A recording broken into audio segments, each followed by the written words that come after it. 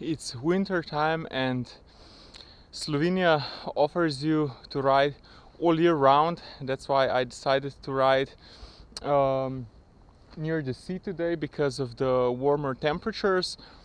As you can see, also today's ride offers a very nice views over Koper and over Trieste. We're currently located at Tinjan, and we are going to cycle there to Socerb.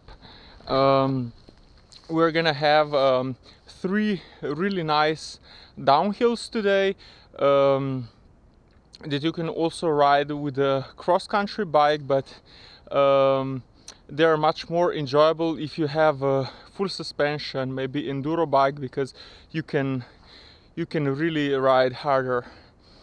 Thanks again for watching. I hope you enjoyed the video. Don't forget to check the ride description below, where you can also download the GPS track, and that's basically it. So guys, thanks again and see you next time. Bye.